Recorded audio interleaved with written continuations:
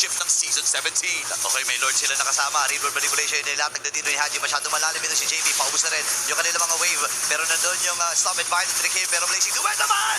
Mula kay Teddy nag-atras sa F1. Kanina na napakahirap talaga labanan ng Haring sa Gold Crampfish. Tirahin mga magsisimula ng unang pag-online ng sila. Nakatapang yan na si Sanji ay tumayo na rin. Okay. Pinibigyan ng vertical para lang makatakas. Ulit na rin ang simple conversion sa pag-umat. Sabay sila makakapagulay dito. Owen ang black card. Kaya nagamit yung ring manipulation. Wala namang pagkakaroon si Owen. At makapilat sila dito sa pag-umat. Grabe yung turtle pa yung KL men. Hindi lang yung pag-umat.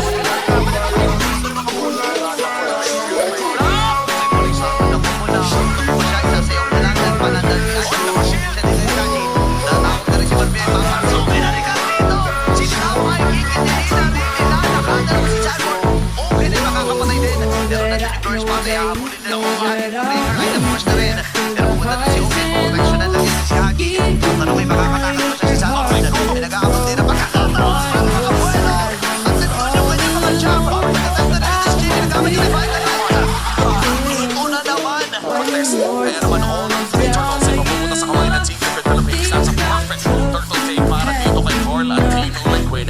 Wala naman nakakabaw kung kundi ang recap. Kaya naman makakaagaw ang side ng Team Liquid Philippines. Pinukang ng mga box ay makukuha pa rin ang Falcons. Ang membro ang nagkakabag doon sa kita sa bahagi. Pero nandun yung Patrick King habang sasama na rin dito si Sanji. Crimson Beagle ang nagamit. Pero hahabulin na dito si Flap. Mabibit-bit tayo itong si Open. Pwede ba lumabang si Lloyd? And Sansandu is doing it. Pero dito yung pag-ibig. Sandwich play mula dito kay Cortizzi. Si Haji ngayon ay mabibigyan. Buhay pa ba siya? Hindi!